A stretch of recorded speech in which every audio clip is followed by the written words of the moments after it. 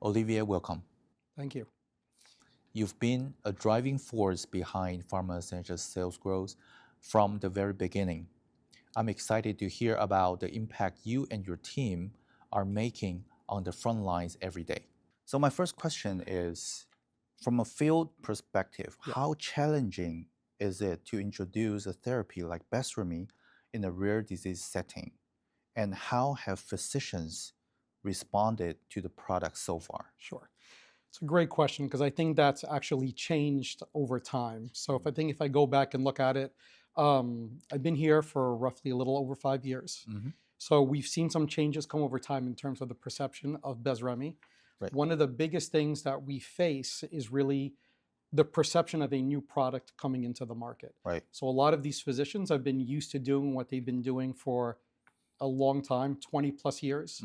And then all of a sudden we bring in a product that they're kind of used to, because keep in mind that BESREMi is the molecule's different in terms of the interferon. Right. So when we've brought it in and we said, hey, we're coming in and we're bringing in a ropeg interferon, in their mind, it immediately, it just brings back memories of interferons when they were training, and it couldn't be further from the truth. So Right. some of the challenges early on have been, one, challenging the thinking and what they've done for a very long time. And secondly is bringing in a perceived interferon, and they've already made up their minds even before we've had some time to even go through what the molecule is, how BESREMi is the latest and greatest innovation in interferons. So there's a lot of perception that really sort of kind of been like a roadblock from us early on that we've been able to chip away at over the years. But early on when we first launched, that was one of the things that, that we faced. Okay.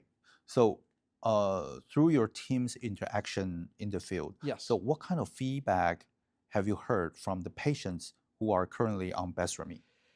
You know, I think some of the things that we've heard from the patients that are currently on BESREMi is that they really appreciate the fact that we've taken the time to explain to physicians how this really is a drug that addresses the disease. Right. Before they were used to getting symptom relief and symptom treatments. BESREMi really is a drug that's given that addresses the disease inside the bone marrow. Right. So it's something that's more than just hiding symptoms or masking the symptoms.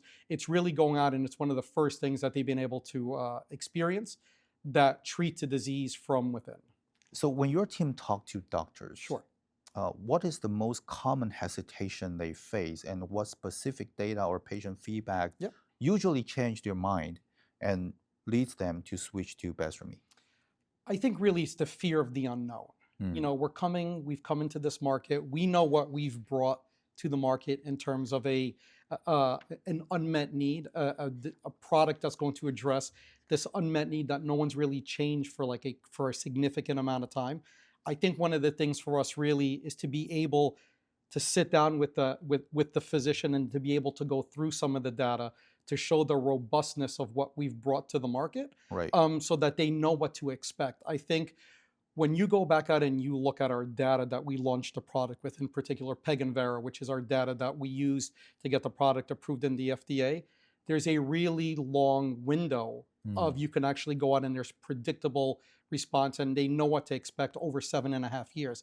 That's a very long time to actually looking at these patients. Right. We have 60% complete disease control, 80% complete hematological response. That's something that you don't see that often, and that's something that you can actually share with the physicians, that in turn that they can share with the patients. Again, it's treating at the source of the disease, which is something that has not been done before. Right. So you mentioned that we collect a very long period of time of data. Yep. It's 7.5 years. Yep. So is there any complaint from the physicians say, why you drag this drug for so long to bring on to my table? Yeah, I don't think it's that. I think it's, if you think about it, I think one of the greatest responses to that is, would you rather me bring you something that was maybe not looked at for a long period of time? I'm bringing you something that's safe, and I'm bringing you something that's efficacious. Right. You should feel comfortable in giving this to your patient, because look at the robustness of our data. And this is something that your patients can expect as they're on the drug over periods of time.